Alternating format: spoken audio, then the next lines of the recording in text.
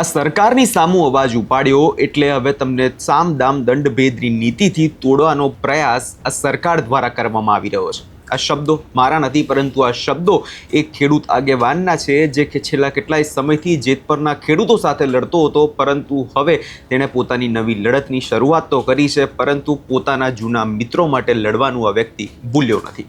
શું ને સમગ્ર મામલો, તેના વિશે વિગતે ચર્ચા કરીશું. નમસ્કાર, આપ જોઈ રહ્યા છો નિર્ભય ન્યૂઝ. હું છું આપની સાથે પ્રથમ મોદી.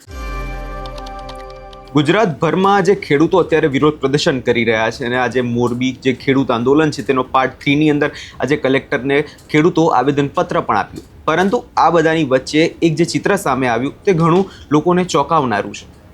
કેમ કે જે ખેડૂત આગેવાન નિલેશ એરવડિયા હતા, જે જેતપર છાવણીથી હટી ગયા, હકાબા ગઢવી દ્વારા તેમના પર ગંભીર આક્ષેપો લગાવવામાં આવ્યા હતા અને એના પછી તેમને જેતપર છાવણીથી હટાવી દેવામાં આવ્યા હતા.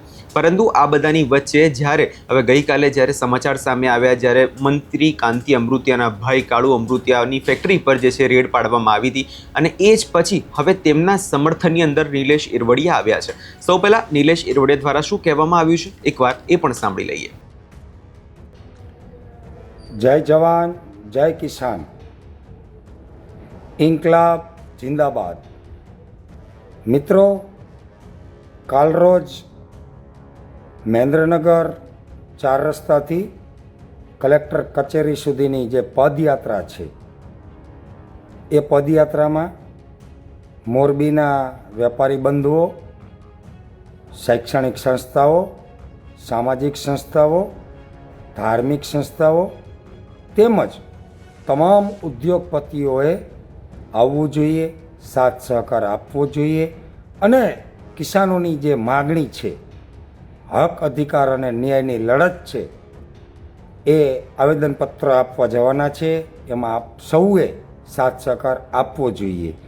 મારું પણ ગુજરાતમાં કોઈ પણ જગ્યાએ કોઈ પણ સંગઠન ખેડૂતો માટેના હિતની લડત કરતું હશે, એ લડતમાં તન મન અને ધનથી સાથ સહકાર છે અને યોગદાન છે. આજે વાત કરવી છે મિત્રો, કે આ ગુજરાતની અંદર આ તાનાશાહી ભાજપ સરકારની સામે જે ક્રાંતિકારી મિત્રો અવાજ ઉઠાવે છે, તેને કોઈ પણ રીતે દબાવવાનો પ્રયત્ન કરે છે, કચડવાનો પ્રયત્ન કરે છે અને કોઈ પણ રીતે એ અવાજને રૂંધાઈ જાય, દબાઈ જાય એવા પ્રયત્નો સરકાર દ્વારા, એટલે કે ભાજપ સરકારના ફોલ્ડરિયાઓ દ્વારા કચડી નાખવાના હીન પ્રયત્નો થાય છે.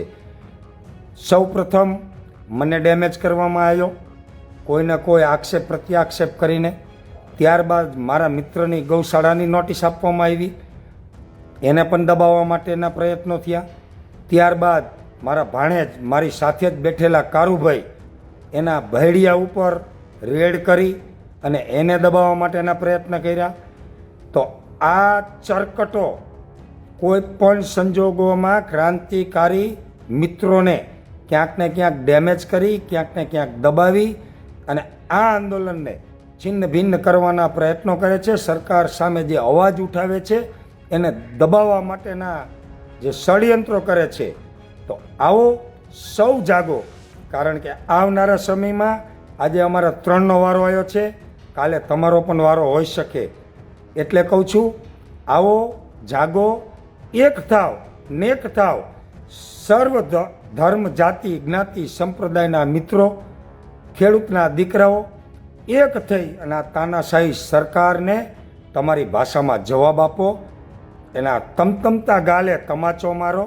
અને આવનારા સમયમાં 18 તારીખે મોરબીની અંદર રવાપર ગામની અંદર કિસાન સંમેલન જ્યારે થઈ રહ્યું છે, એનું આયોજન સરદાર સેના કરી રહી છે.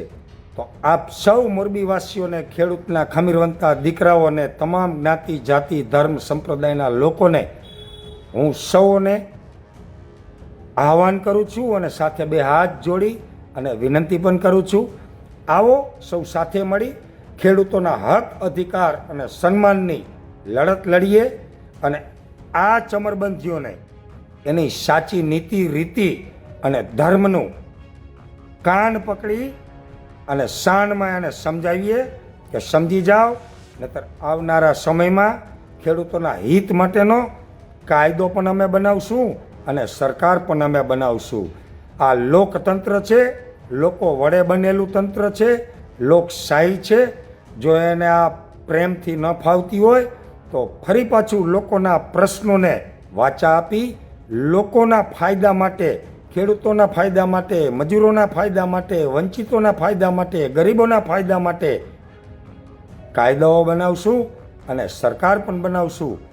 જય જવાન, જય કિસાન, ભારત માતા કી જય, ઇન્કલાબ જિંદાબાદ.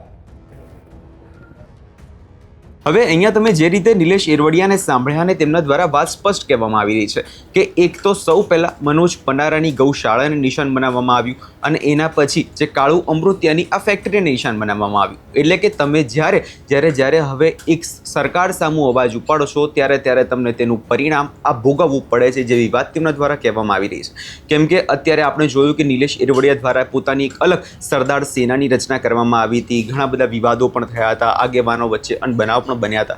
પરંતુ જ્યારે આજે એક આગેવાન પર જ્યારે મુશ્કેલી આવી પડી છે ત્યારે નિલેશ એરવડિયાએ તેમના સમર્થનમાં આવીને કદાચ ભાઈચારો પણ બતાવ્યો છે. હવે જે પ્રકારે હવે આંદોલન આગળ વધવાનું છે એ પછી જોવાનું એ રહેશે કે નિલેશ એરવડિયા જે પોતાની સરદાર સેના બનાવી છે એનાથી ખેડૂતોને ન્યાય અપાવી શકે છે કે નહીં. આ વિષયમાં તમારો શું અભિપ્રાય છે કમેન્ટ કરી ચોક્કસથી જણાવજો અને અમારી ચેનલ નિર્ભય ન્યૂઝને લાઇક, શેર અને સબસ્ક્રાઇબ કરવાનું ભૂલશો નહીં.